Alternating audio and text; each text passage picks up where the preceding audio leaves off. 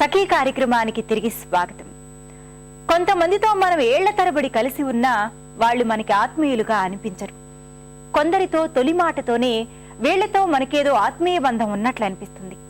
స్నేహం బలపడేది ఒకరి భావాలు మరొకరితో పంచుకున్నప్పుడే, ఒకరి కష్టాలకు మరొకరు ప్రతిస్పందించినప్పుడే. కొందరు స్నేహాన్ని కూడా మెయింటైన్ చేస్తుంటారు. ఎప్పుడు ఏం అవసరమవుతుందో అన్నట్లు రకరకాల వ్యక్తులతో పరిచయాలు పెంచుకుంటారు. తెచ్చిపెట్టుకున్న ఆప్యాయతల్ని కనబరుస్తూ ఉంటారు. ఈ కృత్రిమత్వం ఇతరులకి అర్థం కాదనుకుంటారో లేక అర్థమైనా తమ అవసరం గడిస్తే చాలనుకుంటారో తెలియదు. ఎన్నేళ్లుగా పరిచయంలో ఉన్నాం అనే దానికన్నా ఆ స్నేహ బంధంలో నిజంగా బలం ఉందా లేదా అనేది మనం అంచనా వేసుకోవాలి. అలాంటి అవసరార్థ స్నేహాలకి వీడ్కోలు పలికితేనే మంచిది. ఈ కార్యక్రమం తర్వాత మరిన్ని సంగతులు.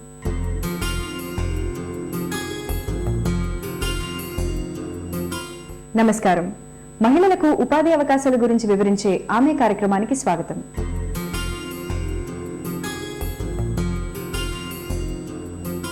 కుటీర పరిశ్రమలు స్థాపించే ముందు మహిళలు ఎలాంటి శిక్షణ పొందవచ్చో, అలాగే ప్రభుత్వం నుంచి ఎలాంటి సాయం పొందవచ్చో వివరించడానికి మనతో ఉన్నారు ప్రముఖ పారిశ్రామికవేత్త డాక్టర్ డివివి శ్రీ లక్ష్మీవాణి గారు.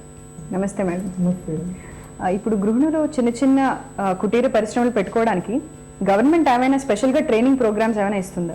గవర్నమెంట్ ఇప్పుడు చాలా ట్రైనింగ్స్ ఇస్తుందండి. గవర్నమెంట్ అంటే ఎంఎస్ఎంఈ ఇస్తుంది, డిఆర్డీఏ ఇస్తుంది. అలాగే మన స్టేట్లో సెంటర్లో చాలా ట్రైనింగ్ ప్రోగ్రామ్స్ ఉన్నాయి స్త్రీలకు. అలాగే ఇప్పుడు అసోసియేషన్స్ కూడా చాలా ట్రైనింగ్స్ ఇస్తుందండి.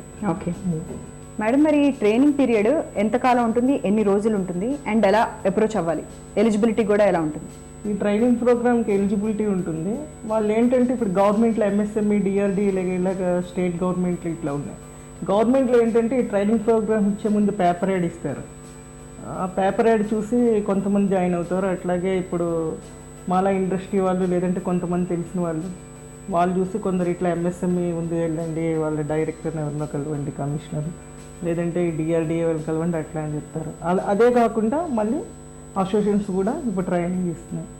ఇంకా కొన్ని డిస్టిక్లో ఇంకా అలాంటి ట్రైనింగ్ ప్రోగ్రామ్స్ అవి లేనప్పుడు మాలా ఇండస్ట్రీస్ ఉన్న వాళ్ళ దగ్గరికి వచ్చి అడిగినా కొంతమంది ఇండస్ట్రీ వాళ్ళు ముందుకు వచ్చి ఇప్పుడు ఈ ట్రైనింగ్ ప్రోగ్రామ్స్ ఏంటంటే స్టైఫండ్ ఇస్తారు, సెంట్రల్ కానీ స్టేట్ కానీ. అలాగే అసోసియేషన్స్ కూడా ట్రైనింగ్ ప్రోగ్రామ్స్లో స్టైఫండ్ ఇవ్వాలని ఇప్పుడు గవర్నమెంట్ కొత్తగా రూల్స్ పెట్టింది. అలాగే ఈ క్లాత్లు ఇవన్నీ ఇస్తారనమాట. ఈ ట్రైనింగ్ ప్రోగ్రాంలో ఇచ్చినప్పుడు గవర్నమెంట్లో కానీ అసోసియేషన్లో కానీ ₹1 సింగిల్ పైసా కూడా పే చేయక్కర్లేదు. వాళ్ళు వెళ్ళి డైరెక్టర్నో కమిషనర్నో కలిసి అక్కడ లేదంటే ఆఫీస్ వాళ్ళనో స్టాఫ్నో కలిసి మాకు ఇది ఈ ట్రైనింగ్ కావాలి, ఇది మీ పేపర్ యాడ్ చూసాం, లేదంటే ఇట్లా పలానా వాళ్ళని తెలుసుకొని వచ్చాము, నేను ఒక పరిశ్రమ పెట్టాలనుకుంటున్నాను, ఒక కుటీర పరిశ్రమ ఇంట్లోనే ఉండి చేసుకోవాలనుకుంటున్నాను అట్లా అని చెప్పి వాళ్ళ దగ్గరికి వెళ్ళినప్పుడు వాళ్ళు అక్కడ రూల్స్ ఆఫ్ రెగ్యులేషన్ చెప్తారు.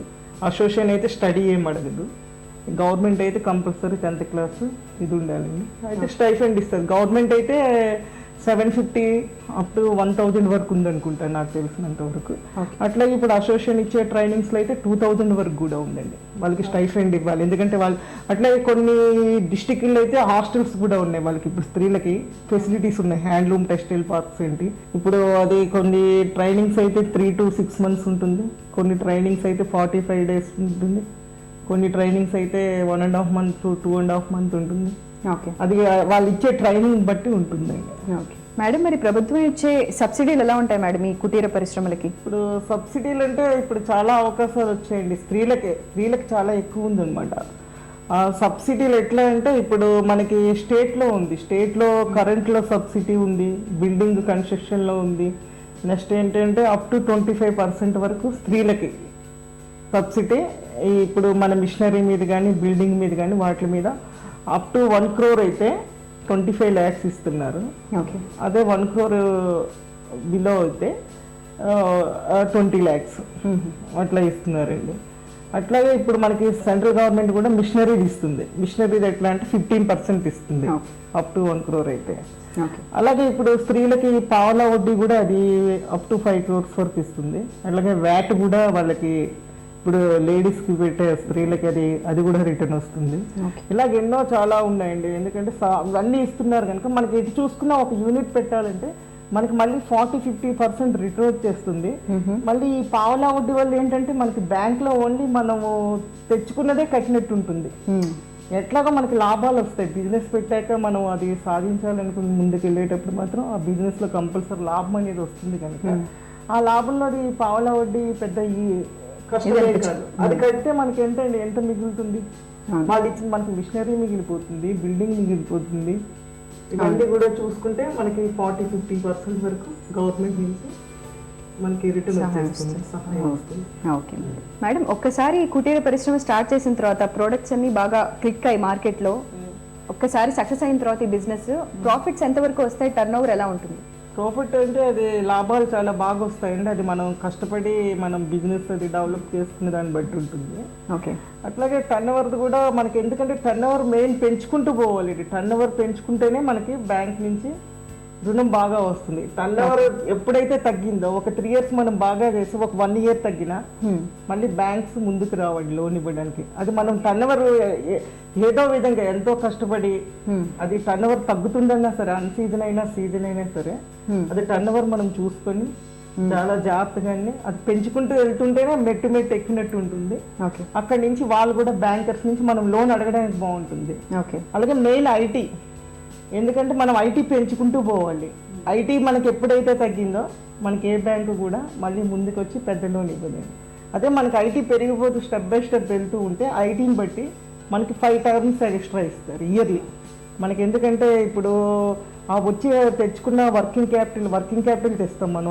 ఒక యూనిట్ పెట్టామంటే ఆ వర్కింగ్ క్యాపిటల్తో మనకి సరిపోదు. బయట నుంచి మనం 3 రూపీస్ 5 రూపీస్ వడ్డీలు తెచ్చి మనం చేయలేము మన చిన్న తరహా పరిశ్రమలో. అప్పుడు ఏం చేయాలంటే మనము అక్కడ అది ఓడిఎని తీసుకొస్తాం. ఓడియో టీఓడి అంటే బ్యాంక్లో అది మనకి ఓన్లీ అది రోజును బట్టి ఇస్తారండి, ఇంట్రెస్ట్ వేస్తూ ఉంటారు. అది కూడా మనం తెచ్చుకోవచ్చు. ఎందుకంటే అది మనం ఒక 30 days 90 days అవతల పార్టీకి రేట్. అలాగే పార్టీలు కూడా మనకి అడ్వాన్స్ ఇచ్చేటట్టు మనం అది నిలుపుకోవాలి. ఇప్పుడు మా ఇండస్ట్రీస్ ఉన్నాయనుకోండి, 30% 50% కంపెనీస్ ఇస్తుంది అడ్వాన్స్. మిగతాది మేము మా దగ్గర ఉంటే క్యాష్లు మేము పెడతాం, లేదంటే ఓడి తీసుకొస్తాం. ఆ ఓడి తెచ్చుకున్నప్పుడు ఏంటంటే ఆ ఓడి కూడా అది మనం టర్మ్ పెంచుకుంటూ వెళ్ళిపోవాలి. ఓడి ఎట్లా అంటే మనకి ముందు ఒక 25 lakhs ఇస్తారు, లేకపోతే ఒక 5 lakhs ఇస్తారు మన ప్రాజెక్ట్ దాన్ని బట్టి. వర్కింగ్ క్యాపిటల్ వేరు, ఓడి వేరు, టీఓడి వేరు. బ్యాంక్లో ఎన్ని ఉంటాయండి, ఇన్ని సదుపాయాలు ఉన్నాయి. అట్లాంటప్పుడు అది ఏం చేయాలంటే మనం మళ్ళీ వాళ్ళకి ఇంకా బాగుంటే హౌసింగ్ లోన్స్ కూడా ఇప్పుడు పిలిచిస్తున్నారు. ఒక మంచి హౌస్ కట్టుకోవడానికి కూడా వాళ్ళకి బ్యాంకర్స్ ఎన్నో ముందుకు వస్తున్నాయి కనుక ఇది ఐటీ పెంచుకుంటూ వెళ్ళిపోయినప్పుడు ఏమవుతుందంటే మనకి అది వాళ్ళు ఆ ఐటీని బట్టి మనకి మనం అడిగేదానికి కూడా రుణం అనేది చాలా బాగా ఇస్తున్నారు. Thank you madam. గృహిణులు కుటీర పరిశ్రమలు స్థాపించే ముందు ఎలాంటి శిక్షణ పొందవచ్చో, అలాగే ప్రభుత్వం నుంచి ఎలాంటి సాయం పొందవచ్చో చాలా చక్కగా వివరించారు. ధన్యవాదాలు. Thank you.